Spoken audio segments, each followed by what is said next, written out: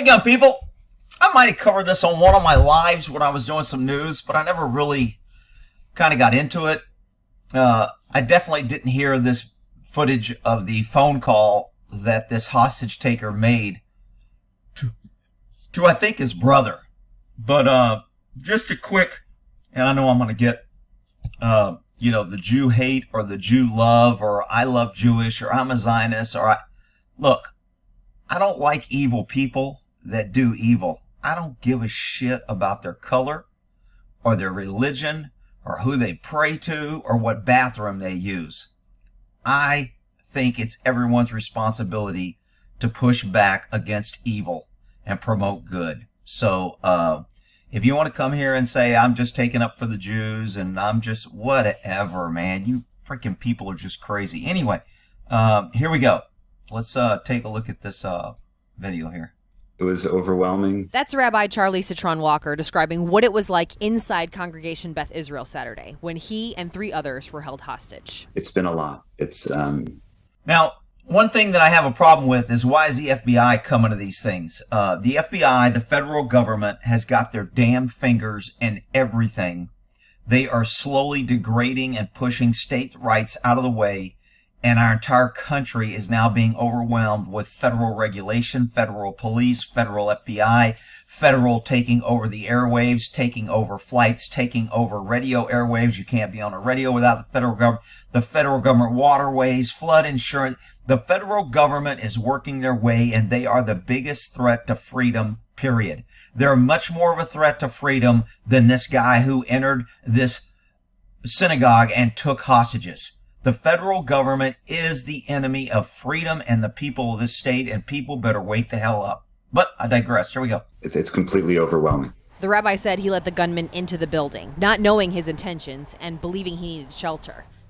So this isn't a time that Christmas is coming up, and because there's so many crazy people out there that have these crazy beliefs about their God is going to bring them to heaven if they somehow act like a freaking idiot on earth, anywhere there's gathering or crowds, you're a fool if you don't carry a gun, if you don't have a gun to defend yourself, and you're a fool if you expect the federal government or the local government to be there to save you when these idiots decide to do their crazy evil crap.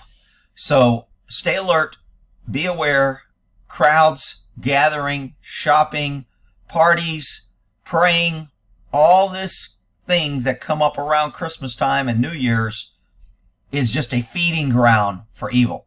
He talked to him over some tea. Things escalated quickly when the man showed a gun, and that's when the hostage situation began, the rabbi said. But his congregation has taken safety courses with the FBI and Colleyville PD in the past, so the rabbi stayed calm. I guess you do what you have to do. The rabbi did the right thing, experts like Greg Schaefer say. Schaefer is a retired FBI agent who also served on the hostage rescue team. So by the rabbi staying calm at the beginning, it helped to... So he's got a little Schaefer tag here. He's probably doing some training or whatever, promoting or whatever. He's got his little FBI thing in here. The FBI, the place that we trust so much, that in fact lied when this first happened and said it wasn't a hate crime and it wasn't terrorism. And now we know different. Stabilize the situation where the negotiators were able to go in and talk to the individual and gather that knowledge. Eventually, the rabbi said in his interview that the suspect, quote, wasn't getting what he wanted and that it, quote, didn't look good. So when you hear this guy's phone call to his brother, I kind of understand where he's coming from. Rick, you're promoting terror. I'm not saying I'm okay with what he did. I understand where he's coming from. Cut me some slack until you hear the video. So the rabbi decided to act. I threw a chair at the gunman, and I headed for the door. And all 3 of us were able to get out. Schaefer said the rabbi's timing was perfect, and throwing the chair, a great distraction. Had he tried that earlier? So when this guy comes out with a gun, that was probably a bad tactical move on his part. When you have hostages and you're in negotiations and you're threatening to kill people and this thing went on for hours, and the longer a hostage situation goes on, the worse it gets because the person inside can only stay in fight or flight and on hyper alertness for so long. And then it starts causing crazy hallucinations, paranoia, all these things start happening because they get no sleep, no food. They're running on high alert. Their heart rate's up. They're yelling. They're afraid. Every noise, they think they're coming in to get them. They have to be ready to react. And you just can't stay in that hyper-vigilant status for too long without driving you crazy. Negotiations were still Here he going comes on. with a gun, I think. It may not have had the same end result. So I think it's time. So here's your suspect with the gun, and they don't show when they help him with his problem. I mean, it was impeccable and his actions were great. The rabbi was prepared, Schaefer said, all thanks to that prior safety training. When your life is threatened, you need to do whatever you can. How about having a freaking gun, you big dummy? How about not waiting for government and playing a freaking victim and being able to defend yourself from evil? How about that? Rick, why are you picking? Whatever, you freaking crazy people. To get to safety, you need to do whatever you can to get out. He did everything right.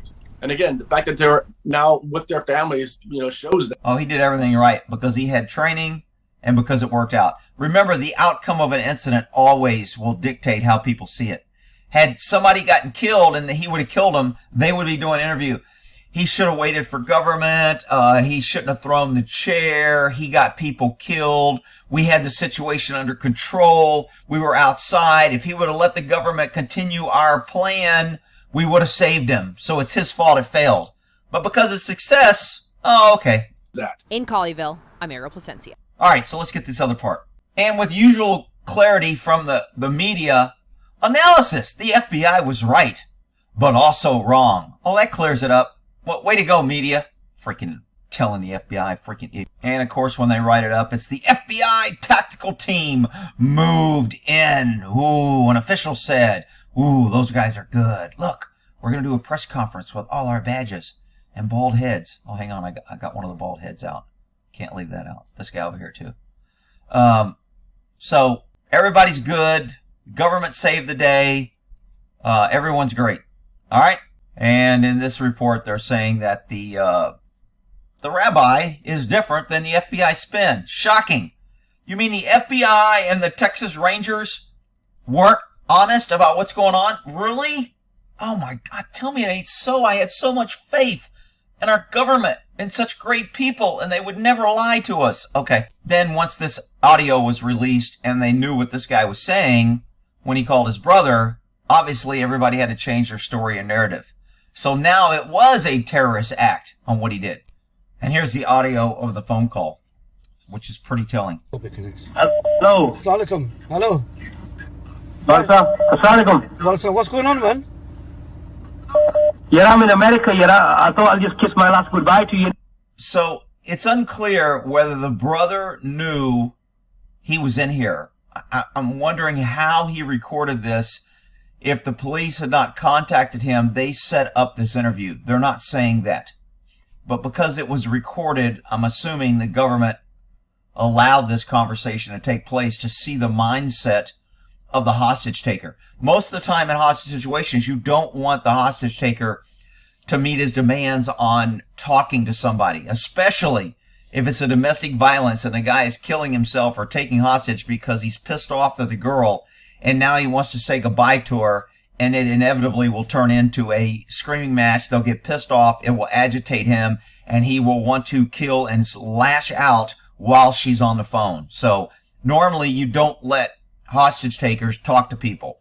So if the government set this up, they were probably searching for the mindset on this guy, or they wanted to communicate and figure out where he was at mentally. Well, what's happened? Yeah, I took some hostages on. Yeah, I've been surrounded by all my men. This guy sounds pretty calm. Yeah, I took some hostages and I'm surrounded right now. He gets a little agitated here, but he sounds pretty calm. Synagogue, yeah. But why are you doing that, man? Why are you doing that for? What's wrong with you? Okay, so when you let somebody talk to somebody and they're not trained, they don't understand that you don't want to give trigger words and you don't want to challenge the guy and you don't want to agitate him. So when this guy says, what's wrong with you? He immediately transferred back to him that he was wrong. He was doing something wrong. He wasn't justified. And now the guy gets jacked up and has to defend that. This is basic hostage negotiation, but this guy's not a hostage negotiator. He's just a brother that somehow got this phone call. Don't worry about it. Just you don't worry about what I'm doing. You just do what you gotta do, yeah? I've come to die. Why you come to die? Anytime you hear a hostage taker say, I've come to die, it changes the rules. You immediately start planning. As a SWAT team, we're planning tactical. We're getting snipers in case we have to kill him if it deteriorates. If he starts shooting people, we have an immediate action, immediate entry, etc. But anytime they start saying, I want to die, I'm going to die, you have to be ready to enter. So the fact that these guys ran out at the exact same time that the FBI was going to enter their HURT team, their HRT, hostage rescue team, at the same time they were planning the entry, this rabbi decided to throw the chair. Really just blind luck. To do that. Why I'm come to die. I'm gonna take him toe to toe anyway. Listen, but I just rang you, first. If I said, listen, I promise. No, it's not guna. You want to? So guna, I'm not sure what that means, but I'm sure it has some sort of meaning, and maybe he'll explain it here when he says it's not guna. What is guna and what ain't guna? Okay. I promised my brother when I watched him on that deathbed that I'm going to go down as a martyr. Okay, as soon as somebody's like promising to be a martyr, that means they want to die. People that think you should be reasonable and negotiate and talk to people who are unreasonable, it's kind of like trying to argue with a liberal. They're not reasonable. They live in a fairy tale land that they can save the planet, one Earth, and they can do all this other crap. You can't talk reasonable to unreasonable people. This guy wants to be a martyr and he wants to die. There is no negotiation with this guy. There's only stalling, keeping him calm, trying to get him to release a couple hostages, give him a couple things that he wants, promise him things to delay for the SWAT to get their planning so we can make entry and take him out. There's not a whole lot of, this is going to have a good outcome. I ain't going to let no suppress me. I like his attitude. He's not going to let anybody suppress him. So I'll give the guy credit. I like his attitude. I don't like sheep. That no more suppress me. I'm surrounded by all mommy, right? I'm in a synagogue. I've got 4 beautiful guys, Jewish guys. I'm not understanding this thing here. As I'm listening to something, I've got 4 beautiful guys, Jewish guys. I don't understand that. In his mindset, is it his thought process that if they're good-looking guys and I kill them, it will be more of an insult and a stab in the heart of my enemy? I just don't get this 4 beautiful guys here. Maybe someone can clear it up in the comments. To me, right? They're trying to play ball with me. I've told them, bring her here. She's got 84 years. They're talking to her because I'm near the prison, FMC Carswell. I'm bombed up. I fuck every ammunition. I'm bombed up, meaning I think he's armed up. He's got guns and ammo. I'm thinking. Again, it's just a guess. I've only been here 2 weeks, right? I've got them all at gunpoint. I'm going to die. Oh, by the way, the great federal government that wants more gun laws, we already have 30,000 gun laws on the books. The government that wants more gun laws, they still haven't figured out how he got the guns. Shocking. I've told them I'll release these 4 guys. I'll come on the yard and I'll have a toe-to-toe with you. Shoot me dead. Shoot. So as soon as he says I'll release these guys, that should have been the only focus of this investigation. You said you release them. You said you want to do this. We're more than willing to meet you out. I mean, you tell him anything he wants to hear if he's saying, I'll release these guys. I mean, and again, this is why this phone call was probably set up, because everybody is in, situation room taking notes. Everybody's got their little headphones on. Everybody's like, hey, what about this? What about this? And, the tactical guys are over there saying, let's get ready to enter. He's talking, he's getting jacked up. Let's move in, ready to move. On 3, 2, 1, get ready. So tactical guys doing one thing. Negotiation is like, hey man, that's good info. I can use this. I can use this. Maybe I can use that. So that's kind of what's going on when this phone call's happening.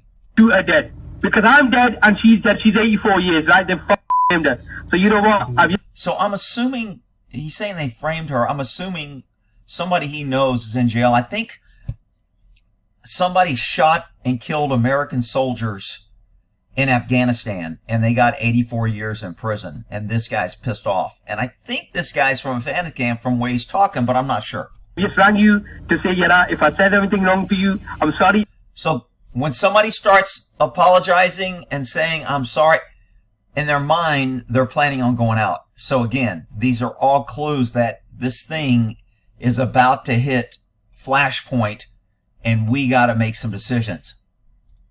I've told my kids to man up, don't cry on my funeral. This guy's like, fuck it. Don't cry at my motherfucking funeral. I'm going out like I want to go out. Fuck these guys. Like I said, I like this guy's not being a freaking sheep attitude. Again, when I was a cop, these are the guys that I would rather deal with hardcore guys that know where they stand and stand where they stand with no remorse than the politicians and the crooked DAs and the system and people running around trying to save the planet and do stupid shit. I'd rather deal with guys like this personally. Rick, yeah, whatever. Don't cry on my funeral, because guess what? I've come to die, G. This dude, man, I'm telling you, if I'm on the hostage team or I'm either the hostage negotiator or I'm on the SWAT team, I'm like, holy shit. But see, I think I could relate to this guy, and I could talk to him and probably get some conversations and get him to think that I understand where he's coming from, because I do understand where he's coming from. I don't agree with what he's doing. I would never tell him that, but I do understand where he's coming from, and I think I could convey that, and that's what you want to do to calm this down. But you're not, come on. Okay? I prayed for Allah for 2 years for this. I'm telling you. Either you come for it or they send it, I'm going back. Okay, so in his mind, he has been pushed in a corner. Either you come for it face to face or they're going to send it over to you. So I totally get this. This is why I'm against us, the U.S. sticking our nose in all these other countries. All we do is make it, the government loves to spend money and tell us how great it is. I guarantee you when this Ukraine shit gets over with, there are going to be Ukrainians that have been killed and their kids have been killed, and they're going to hold the U.S. accountable for sending all this money and support to their leader. It'll come out the leader was a piece of shit. He was stealing money. He didn't care about anything. We're going to freaking put in our next puppet government. Our tax dollars will be wasted. They'll raise our taxes here. And meanwhile, innocent kids here will be killed because we stuck our nose in other people's business. So I get where this guy's coming from. I'm telling you. I know what I'm doing, I'd rather live one day as a lion than 100 years of a jackal. I like that. Like I said, I like this guy. He seems like a stand-up dude. He's a little misplaced on killing innocent people. But again, I don't think he ended up killing anybody in this. He said, by you dying. Yeah, who gives a listen to me. This guy's like, yo, motherfucker, don't try to talk me down, bitch. It's go time. The revolution is on. Listen to me. Allah said, I've asked Allah for this death, and guess what? Allah's made it. And Allah's with me, man. Okay, so this is my big problem with religion. When religion gets in there, you get people praying to whoever they're, my God's better than your God. You pick it. I don't care. Whatever. And you get these people that are so obsessed with it, and they think there's this great afterlife and this great virgins or whatever the hell you get from your religion when you die, for paying your church and your religion while you're on the earth to somehow make you feel good or feel special or feel like you're smarter than everybody else. Whatever it is, this is the problem with religion, because there's always extremists in everything, including the government, which is why you should never trust the government and think that people in government are good, or the FBI is good, or DAs are good, or cops are good, or all firemen are good. It just isn't so. I'm not worried the slightest. I don't even flinch, man. You don't need to do this, whatever you're doing, man. Just pack it in, You'll get a better time and you'll come out. Money's come back to black. Do you know what I mean? He's come back last week. Do you know what I mean? He's done his time. Whatever you're doing, man. Think about your kids, man. Okay, so this guy is actually doing, for not being a hostile negotiator, is actually doing a pretty good job. He's trying to give this guy things to live for. If you can get your hostage negotiator, find something he loves or he wants, that's what you want him to do. Talk about things that he wants to live for so he'll change his mind and not jump off the ledge. Think about these No. These guys are innocent. These guys you've got there, they're innocent people, man. Okay, so this brother knows his brother, and just from this conversation, I'm picking up that they probably have morals and values, and they were raised in some sort of religious to where they believe in either helping or not doing evil, etc. This guy just went a different path, and he's been pushed, and he decided to pick this hill to stand on, and this is where he's going to die. And you know what? Sometimes there's just no talking these guys down. They will never take another woman from a Muslim. Okay, when he says they, and I got called out on this the other day because everybody's into pronouns now. When he says they, is he talking about Jewish or is he talking about America? Does the Muslim countries think Jewish and America is the same? I don't know. Muslim. I'm opening the doors for every youngster. Okay, so now he's starting to be a martyr and he's trying to influence younger generations to not be sheep. I don't have a problem with that. I think America ought to be doing that to our young about bowing down to our government and not raising sheep. So I can relate to this guy. To enter America and with them. Why does Afghanistan always have to have a defensive war? Why can't Afghanistan, remember, the Russians were in Afghanistan for however many years, 15, 20 years. We were there for 20 years. Everyone wants to go over there and save them. And when another country comes in to save you, it never works out good.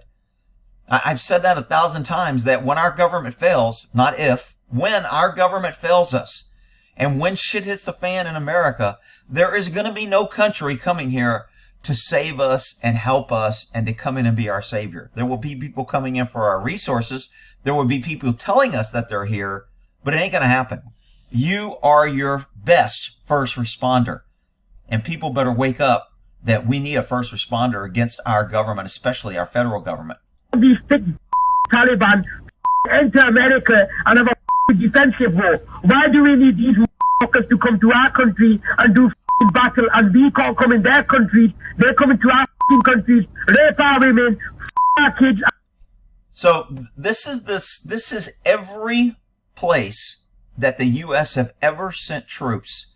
This is exactly what you get. This is why kings in the past, if you study history, when they took over a country, not only did they kill the leaders, they killed the leaders' kids, because they knew when the kids grew up, they would want to revenge their parents. And people say, that's cold-blooded, that's mean, those kids were innocent, Rick, we should have hugged them and saved them. Well, whatever, I'm just telling you what reality is. If you don't want to fight the kids of the fathers that you're killing in battle, then you kill the kids. Rick, I'm not promoting violence, I'm just telling you reality, people. Don't come here with your pink panties and start crying that I'm just reacting and telling you to understand why evil sometimes is promoted under the claims of government that they want to protect you and they're saving you. And in fact, they're feeding and breeding more evil. And we can't come in their country to them. So you know what? I'm setting the precedent today. I'm setting the precedent that you. There's a lot about this guy I like. Rick, you're just whatever. I'm just telling you. You know what? You ain't gonna get away with it anymore. Even if they don't release Dr. Afia, who gives a f? They let James Foley die. They didn't let James Foley. They let him die and they didn't release him. But guess what? Maybe they'll have compassion for Jews. But guess what? Okay, so I kind of missed that real quick. What do you say? But guess what? Maybe they'll have compassion for fucking Jews. I'm lost there. I'm not sure. That's another problem when you're negotiating, is when people are emotional and screaming things out. He's talking to his brother, and his brother has history and understanding, and they have the same background. So when he says something like this to his brother may know exactly what he means. But from an outsider, it's a little confusing. Where is he going here? What's his trigger? What is exactly... Now, obviously, in this case, you can talk to his brother right after he gets off the phone. Maybe they'll have compassion for Jews, but guess what? I'm opening the doors for every youngster in England to know, let your life go, you cowards. But come in America and with them if they want to fuck. They'll give them war. Anyway, I'm getting off. So he said what he's done. He goes, this is very common for people who are in this heightened state of awareness, and they'll go from total, I'm gonna kill him, I'm going out. Okay, man, I gotta get off the phone. I'll talk to you later. This huge mood swings, and I don't know if it's called manic or whatever it is, but it's just these huge that just isn't normal. This guy is about to die. He's going to go out a martyr. He's all upset. And then he's like, okay, man, I'm getting off now. It's kind of funny to me. Other people may think I'm being weird, but it's just because of my training and my experience and the things that I've seen. It happens a lot. Give him more. That's you. Anyway, I'm getting off. See ya. Nice talking to you. What the? Okay, so just a little backdoor perspective from negotiations, SWAT, kind of what's going on. I mean, most of my viewers are probably, they tend to, either if you're watching me or they're participating in lives, they understand kind of these things. But most people have no idea on what goes on behind the scenes. They just think the government comes in and saves the day, and everybody's trained, everybody's great, and if we just give them more money and more cops, they'll always keep us safe. It's just not the case. Anyway, we'll end that there.